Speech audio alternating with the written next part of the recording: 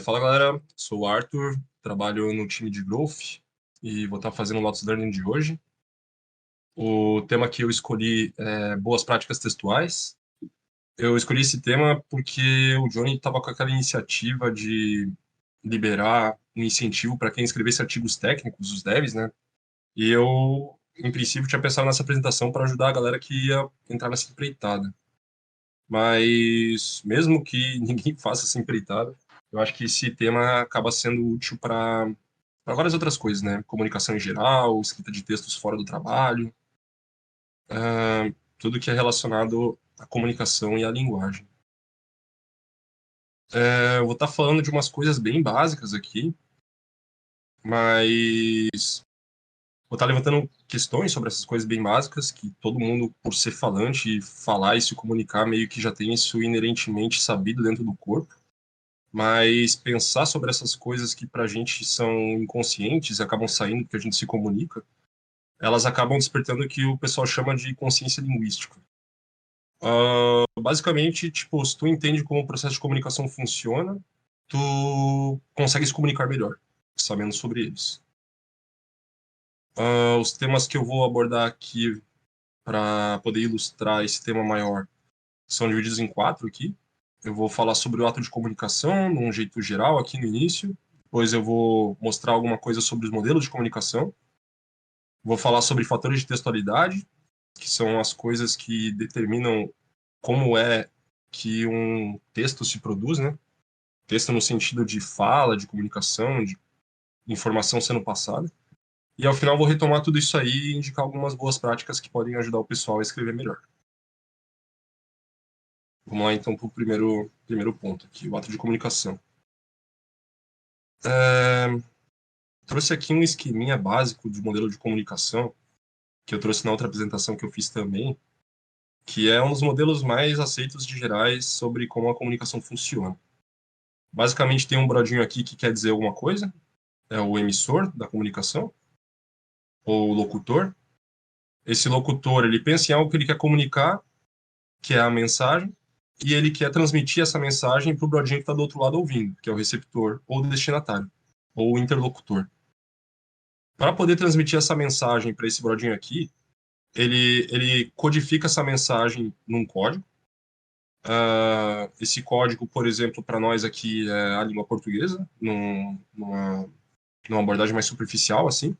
Mas ele, para fazer uma analogia, eu posso estar me comunicando por libras aqui, então o meu código vai ser a língua de sinais, né? Eu posso estar me comunicando por texto e meu código vai ser um código textual.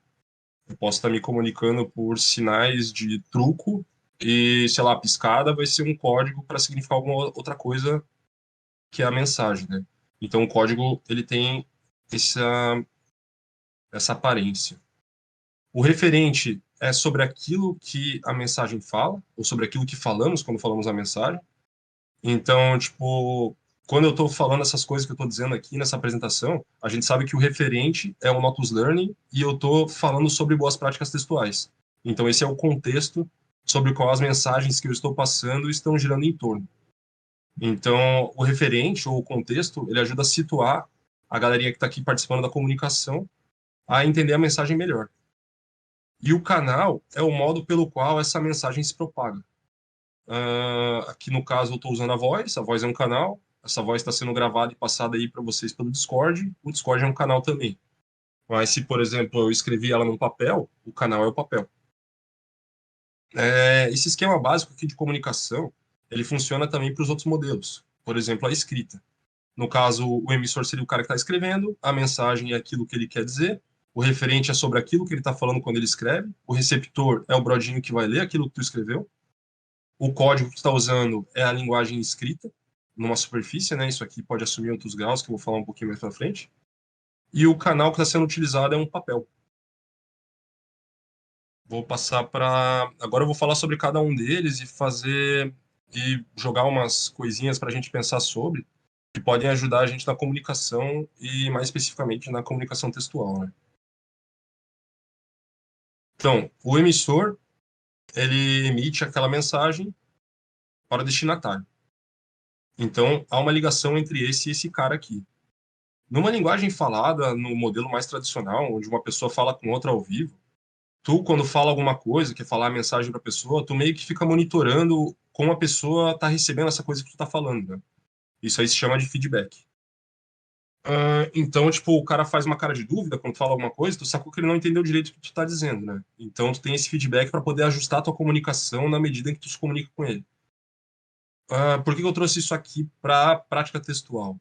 Porque quando a gente está escrevendo para alguém e joga esse texto em algum lugar, a gente não sabe necessariamente quem vai ser o destinatário e a gente também não sabe como que ele vai receber essa mensagem. Então, há uma falta de feedback. Eu digo isso porque quando a gente faz esse tipo de prática, né, a prática textual, e escreve para alguém, é importante lembrar que tu não vai ter esse feedback do cara. Então tu tem que meio que antecipar as dúvidas ou as coisas que ele pode sentir ou ter as incertezas que ele pode ter quando ele for ler o teu texto. Então uma coisa a se considerar é que tipo a gente não tem o feedback do destinatário e tem que levar isso em consideração quando a gente escreve alguma coisa para soltar por aí. Beleza. O próximo bloco aqui que eu trouxe dentro dessa comunicação é o contexto e a mensagem. O que que dá para pensar sobre isso? A mensagem é aquilo que a gente quer comunicar. Então, antes da gente escrever o texto, é bom que a gente pense o que que a gente quer comunicar, né? Qual que é o propósito de fazer esse texto? Se perguntando sobre isso, vai ajudar a gente a escrever uma coisa que cumpra esse papel de comunicação. Então, vamos pensar aí, tipo, eu quero escrever sobre uma inovação num código aqui. Tipo, como que eu posso passar essa mensagem, né? Como que eu posso fazer o cara entender isso direito? Se o propósito é que o cara entenda como o código é feito, a comunicação vai ser feita de um modo. Se o propósito disso é fazer o cara não errar quando ele for escrever, a comunicação tem outro propósito. Então, essas são perguntas legais de se levantar antes de escrever um texto, porque isso vai ficar muito mais claro quando a gente for escrever ele.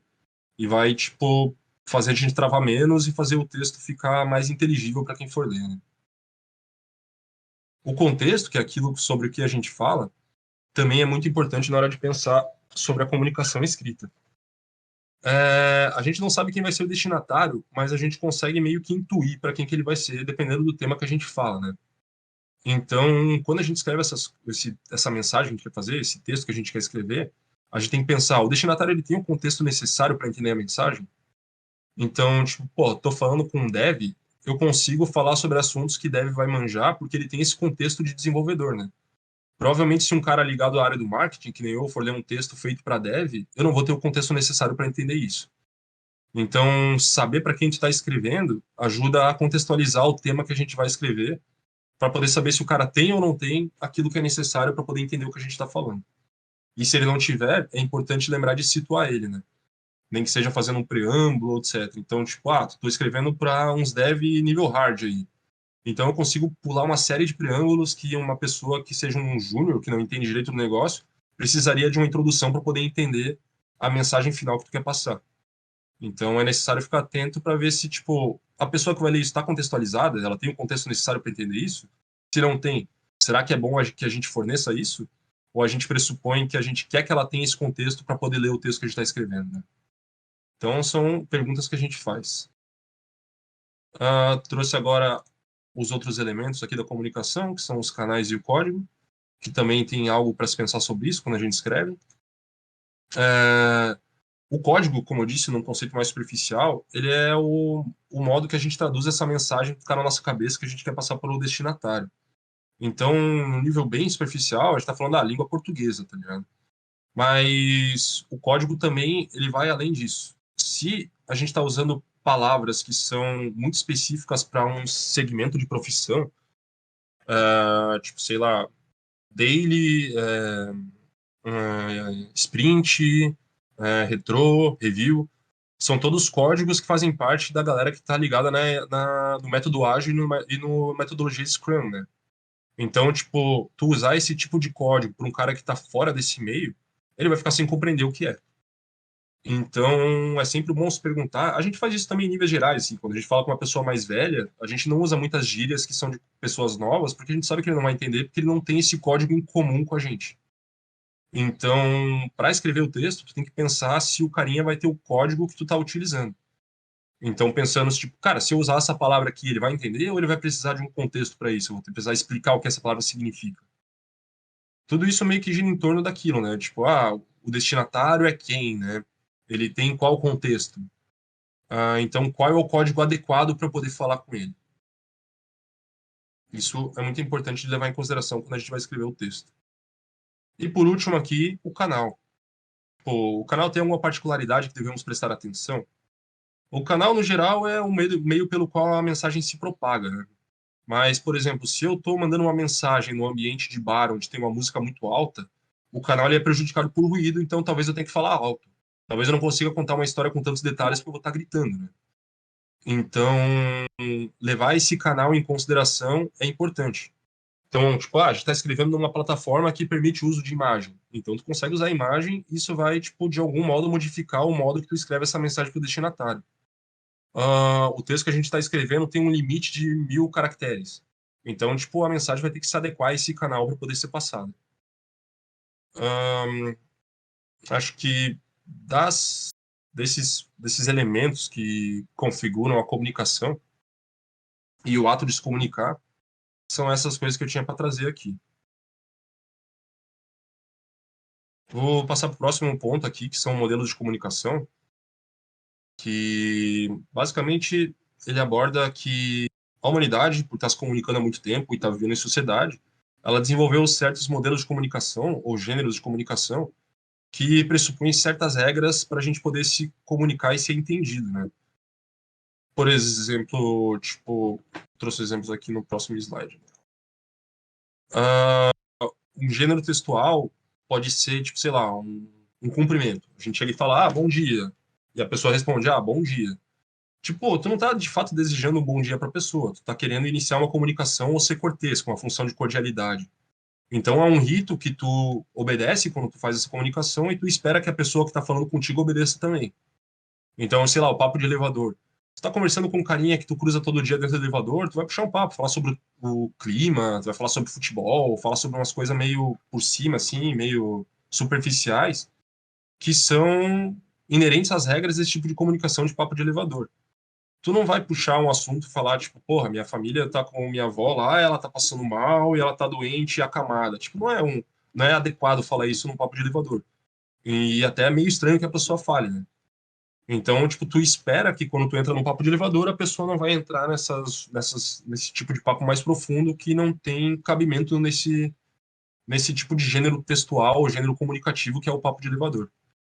Da mesma forma, tem as piadas, tem tu contar um caos, tem a própria daily, que segue o rito que o Hamilton sempre repete, né? Que a gente fez ontem, que a gente vai fazer hoje, quais foram os empecilhos.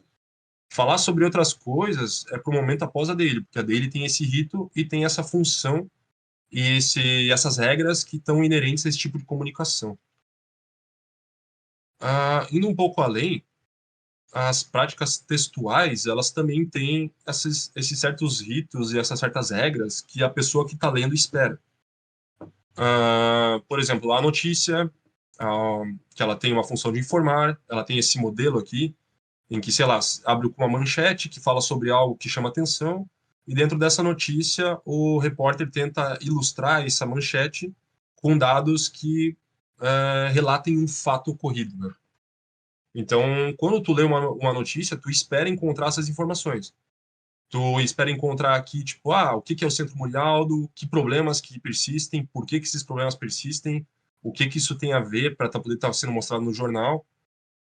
Ah, E, tipo, sei lá, uma receita culinária, tu tá esperando encontrar ali ingredientes, tá esperando encontrar modos de fazer uma receita, uma carta, um relatório, um romance, um poema, todas essas coisas elas têm certas regras que, tipo, por estarem inseridas dentro desse gênero textual, o leitor tá esperando que elas sejam cumpridas. Se tu não cumprir ela, vai causar confusão, a pessoa vai achar que o texto tá mal escrito, ela vai dizer, pô, tá faltando alguma coisa aqui, tem alguma coisa de errada com isso, né? Eu chamei atenção para esse tema porque se o objetivo da pessoa é escrever alguns artigos de desenvolvedor para, sei lá, apoiar notas leves na produção textual e produção de conteúdo, é muito bom tu saber como que essas escritas normalmente se dão. Então, uma boa prática nesse sentido é tu ler outros artigos de outros devs que estão falando sobre coisas que tu quer falar, para poder dar uma olhadinha em como esse modelo se comporta e saber mais ou menos o que que teu texto tem que ter para poder se adequar a esse modelo, né? Para tu não escrever um bagulho que tá totalmente inadequado e o pessoal que vai ler esperando encontrar alguma coisa não encontra e fique frustrada. Se ela ficar frustrada com a tua comunicação, ela provavelmente vai falar que, tipo, o texto tá ruim, né? E nem sempre esse é o caso, talvez ele só esteja inadequado. Então, tipo, ao escrever algum gênero textual, é importante que tu dê uma lida para poder se ambientar sobre as regras que esse gênero textual pressupõe. Agora, entrando um pouquinho mais na linguística propriamente dita, vou falar sobre fatores de textualidade, que são os princípios gerais que regem as produções linguísticas. Uh, os fatores de textualidade mais, sei lá, aceitos no geral, há outros, há divergências, mas no geral são esses que eles situam como sendo fatores de textualidade. São a coerência, a coesão, a situacionalidade, intencionalidade, aceitabilidade, informatividade e intertextualidade. Vários deles aqui têm mais sentido acadêmico do que para a nossa apresentação de agora. Então eu vou só citar eles brevemente porque eu mencionei para, tipo, sei lá, matar a curiosidade de quem está aí ouvindo. Mas os mais importantes para a gente aqui são a coerência e a coesão. A informatividade tem alguma coisa de importante também, e a intertextualidade também vale a pena dar uma falada. Mas eu vou, de todo modo, passar rapidamente pelos não tão importantes para a nossa apresentação de hoje, só para isso não ficar no ar jogado, né? Então, brevemente aqui. A situacionalidade tem a ver com a nossa noção do contexto imediato e sociocomunicativo. Então, tem a ver com, tipo, o falante saber com quem ele está dizendo e saber a situação em que tu tá. Tem a ver com aquele negócio, tipo, se adequar às regras do papo de elevador. Tem a ver com tu tá falando com um superior hierárquico em uma situação que exija respeito e tu, tipo, se adequa a isso. Mas, ao mesmo tempo, tipo, tô falando com uma pessoa que é minha amiga, não tem por que eu ser formal demais com ele. Então, tu vai adequando tua mensagem com essa situacionalidade. É, tipo, o local ou as situações que permeiam a comunicação. A intencionalidade e aceitabilidade é o jogo entre a pessoa que fala e a pessoa que ouve, né? Tipo, a pessoa que fala, a intencionalidade tem a ver com o produtor do texto querer dizer algo. E a aceitabilidade tem a ver com o cara que está ouvindo entender que esse cara quer dizer algo e entrar nesse jogo para tentar tirar algum significado do que ele fala. Então, enquanto um cara está se esforçando para falar algo, o outro cara está se esforçando também para poder entender o que esse cara está falando, né? É como se fosse um jogo entre os dois aí, um bate-bola para a pessoa conseguir se entender e conversar. A informatividade tem a ver com tanto a distribuição da informação no texto, quanto ao grau de previsibilidade ou redundância com que a informação dele é contida. Basicamente, ele é um jogo do já sabido e do novo. Eu trouxe aqui isso porque ele é meio importante para a adequação a gêneros textuais, porque há uma relação assim que tem com esse quesito da informatividade, que tipo, quando tu lê um texto ou ouve uma coisa que é absolutamente nova, e tu não tem nenhum chão para poder pisar, não tem nada que tu já saiba nisso, a comunicação ela fica um pouco de barreira da pessoa que está ouvindo de poder entender isso. Porque, tipo, é muita informação nova, ela não consegue, tipo, captar tudo isso de uma vez, ela não tem aquela pausa cognitiva, de, tipo, disso aqui eu manjo, eu sei do que ele está falando, então eu consigo me situar para poder entender as outras coisas que ele está falando, né? Então, quando tu conta alguma coisa ou tu fala alguma coisa, sempre tem que ter esse equilíbrio entre aquilo que já é sabido pela pessoa que ouve e aquilo que tu vai trazer de informação nova. Ao mesmo tempo, se tu tá fazendo um texto ou um artigo e tu só tá trazendo coisas já sabidas, o texto fica boring, né? Ele fica não interessante. Então, tu vai fazer um texto e tu só fala coisa que todo mundo já sabe, tipo, por que que a galera vai ler esse teu texto, né? O pessoal vai saber, pô, aqui só tem coisa que eu já sei, não tem absolutamente nada de novo, esse texto é um pouco inútil para mim. Então, é sempre bom manter um equilíbrio entre aquilo que é novo e aquilo que já é sabido quando tu for escrever. A, a intertextualidade tem a ver com os diversos textos que estão na mente das pessoas ou no conhecimento geral das pessoas que vivem em sociedade ou num setor específico de segmentação, assim, tipo, são, sei lá, se tu tá falando de ficção científica, todos os textos ou todos os filmes ou todas as coisas que falam sobre ficção científica, elas estão permeando essa coisa que eu tô falando por intertexto. Então, são referências que são tomadas explícita ou implicitamente dentro do assunto que tu está falando, do texto que tu está produzindo. Ah, então, tipo, quando tu está falando, digamos que eu esteja escrevendo um artigo de dev aqui e eu estou me referindo a uma coisa que deveria ser conhecimento geral de todo mundo que está acompanhando o setor, assim. Não sei dar exemplo, porque eu não sou dev, mas, sei lá, alguma coisa que aconteceu no ano retrasado e já faz parte do dia a dia de todo dev. Então, quando tu fala isso para os devs, tu tá pressupondo que ele tem acesso a esse intertexto que está permeando o que tu fala. Se tu não tem certeza disso, é bom tu citar. Então, tipo, lembro quando o Pedrinho escrevia os textos, até pelo gênero de texto de blog que ele estava escrevendo, ele mandava alguma notícia e às vezes ele julgava importante tu linkar essa notícia para poder situar a pessoa que está ali dentro. Então ele colocava um intertexto que tinha a ver com o contexto do que ele estava dizendo, para poder situar a pessoa e ter certeza que ela tem acesso a esse intertexto. Então, se tu acha que a pessoa pode não saber daquilo que tu está falando, ou que seja necessário que ela tenha acesso a esse intertexto, é bom tu pelo menos citar para que a pessoa tenha conhecimento daquilo que tu está dizendo, ou do intertexto que permeia aquele teu texto, ou pelo menos saber como buscar para poder se situar, né? Agora, a questão da coerência aqui e, em seguida, a coesão, que são as coisas mais importantes daqui para a gente levar para dentro. A coerência é um fator de construção de sentido dentro do texto no quesito lógico, né? Ele tem algumas regrinhas que tu segue. Isso aqui a gente já segue automaticamente, porque a gente se comunica e pensa nisso quando fala. Mas eu trouxe elas aqui só para poder ilustrar também como é que funciona a coerência, né? Quando tu fala um texto, tu faz a regra da repetição. A repetição é a retomada sistemática de elementos de modo a formar uma unidade. Então, tu vive retomando aquilo que tu está dizendo no decorrer de um texto para poder situar a pessoa e saber que a gente está falando de uma mesma coisa. Então, a repetição ao assunto de boas práticas textuais que eu estou trazendo aqui é um modo de manter o meu texto aqui coerente com aquilo que eu me propus ao início. A progressão é uma contribuição de sentido renovada. Então, não adianta nada eu ficar repetindo as coisas que eu já disse e não trazer nenhuma informação nova, né? Eu vou estar, tipo, babbling aqui. Então, essa repetição, ela tem que ser também combada com uma progressão de sentido para poder chegar ao lugar que a minha comunicação quer trazer, né? A não contradição tem a ver com todos os elementos que eu estarei trazendo aqui não estarem contraditos no meio do texto. Então, tipo, se eu vou, no início da apresentação eu falo que a comunicação é importante e agora eu falo que ela não é, tem um problema de lógica aí, tem um problema de contradição.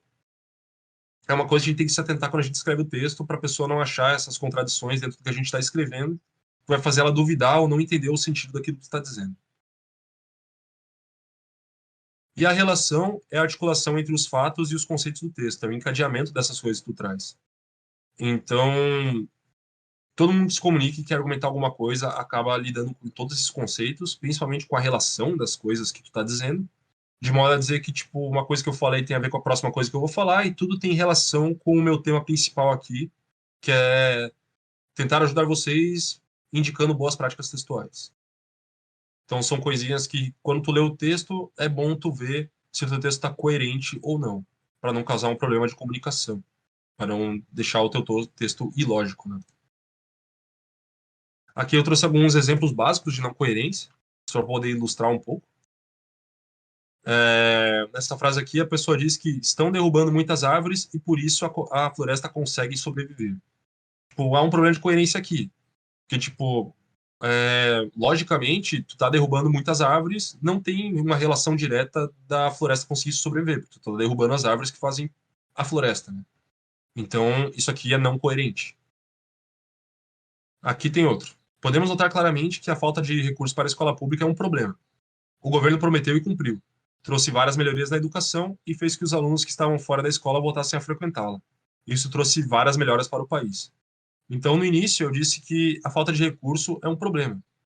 Depois, eu estou dizendo que, na verdade, o governo prometeu e cumpriu e trouxe melhorias na escola. Então, tipo, porra, não, isso aqui não é coerente, sabe? Tá uma contradição aí no meio. Isso aqui é bem básico, assim, mas, tipo, a gente pode entrar em não coerência em coisas mais sutis, assim. Quando a gente está querendo fazer uma comunicação textual com esmero, é bom dar uma olhadinha nisso, passar o olho para ver, porra, a gente está se contradizendo em algum lugar? A sequência das coisas que estou escrevendo fazem sentido uma com as outras, né? E para um nível além, a coerência também é temática, estilística e pragmática. Temática no sentido de eu estou falando de boas práticas textuais, não tem muito porquê eu vim trazer assuntos de futebol aqui no meio, né? A não ser que eles ilustrem o tema de boas práticas textuais. Então eu estou mantendo uma coerência temática quando eu falo disso, né? Uma coerência estilística é, por exemplo, eu estou escrevendo meu texto com uma linguagem formal e de repente eu começo a falar um monte de slang ali no meio, começo a usar um monte de gíria, começo a usar palavras de chat, VC e não sei o quê, então eu não estou tendo uma coerência estilística aqui no meio. O leitor vai notar que tem alguma coisa errada. Vai falar, tipo, pô, o cara estava escrevendo de um jeito, agora está escrevendo desse jeito. Mesmo que não atrapalhe no final da comunicação, vai causar um certo estranhamento. Ele vai perguntar por que, que o cara está fazendo isso, né? Tem que haver um motivo. E a coerência pragmática, é, isso aqui é um texto da linguística, é um termo da linguística. Pragmática é a situação interativa, é aquilo que diz respeito à situação interativa e as coisas que permeiam nossa comunicação para além da linguagem. Então, tipo, pragmática tem a ver com contexto situacional, tipo, porra, tô usando. Sou um advogado que a galera espera que tá usando terno, tô atendendo um cliente e eu tô, tipo, de bermuda e camisa florida, tá ligado? Então eu não tô me comportando pragmaticamente de acordo com a situação. Tem que ter uma coerência com isso também. E etc, porque coerência abrange muitas outras coisas, né? Eu trouxe essas coisinhas aqui para ilustrar. Por fim, a coesão, que tipo, é uma coisa muito mais intrínseca na gente que é adulto e se comunica bem do que para uma criança, por exemplo, ou pessoas que não se comunicam no nosso idioma, talvez estão aprendendo, né? A coesão também tem a ver com a construção de sentido, mas tem a ver com a interrelação entre os elementos de um texto na questão de sequencialidade, uma organização linear. Tem a ver com as coisas que estão atrás estão se encaixando com as da frente, as coisas que estão em seguida estão se encaixando com as de trás. Há dois exemplos aqui que permeiam essa coesão, que é a remissão e a sequenciação, que tem a ver com as coisas que estão para trás, a remissão, e tem a ver com as coisas que estão para frente, que é a sequenciação.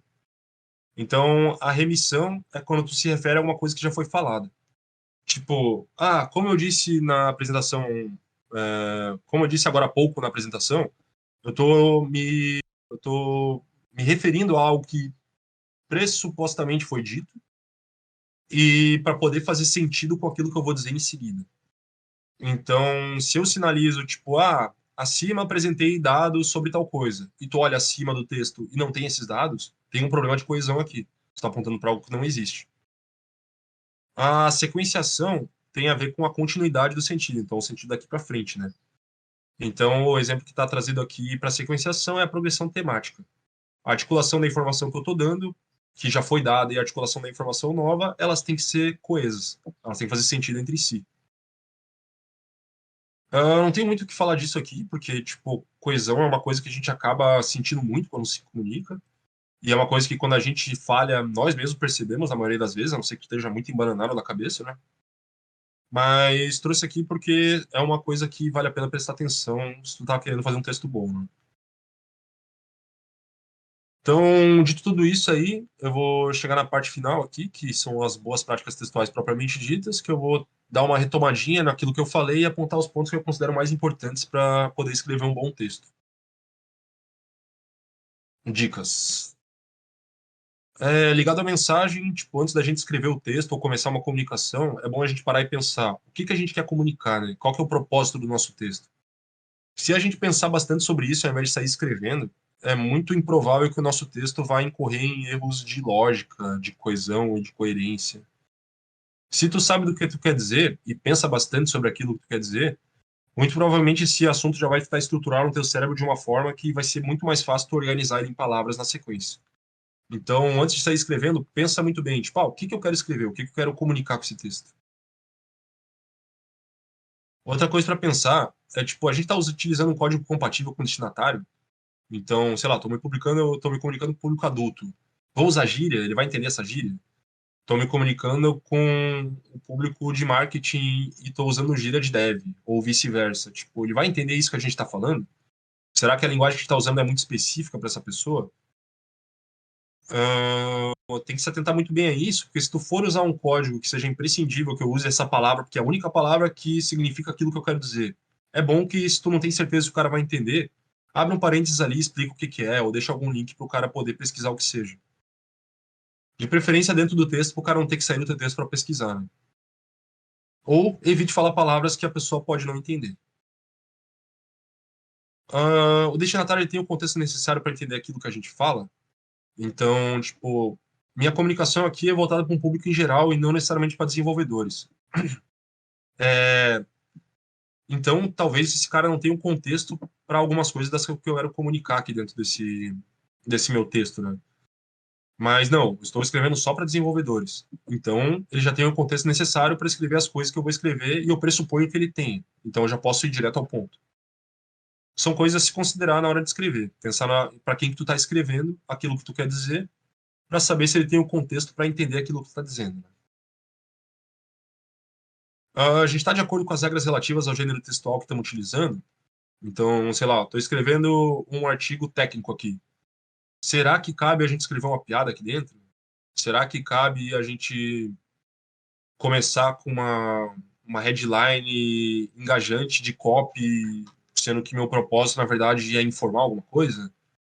Será que a gente está de acordo com um gênero textual que as pessoas que vão ler esse gênero textual estão esperando que tenha certas coisas? Tem que pensar sobre isso. A gente está atento à informatividade da comunicação. A gente está falando coisas que só que o pessoal já sabe, é fato dado e conhecimento geral. A gente está falando só de coisas novas. Será que não é bom falar um pouco sobre coisas que talvez não sejam do conhecimento geral para poder ambientar a pessoa e trazer informações novas em cima disso que já foi dado? Equilibrar essa informatividade de coisas novas e coisas que a pessoa já deve saber é algo a se atentar quando tu escreve. Aí, ao final, a nossa comunicação está coesa e a nossa comunicação está coerente. Tipo, as coisas que a gente está escrevendo fazem um sentido lógico. O parágrafo que está vindo agora, ele tem relação com o parágrafo anterior. Eu estou dentro de uma mesma temática, eu estou dentro do mesmo tema. Ao final, o meu texto chega em alguma conclusão que atende aquilo que eu me propus no início. Eu trouxe essas 7 dicas aqui que eu acho que resumem o que eu falei na apresentação inteira. E é isso, pessoal. Espero que tenha ajudado de alguma forma. Not Learning.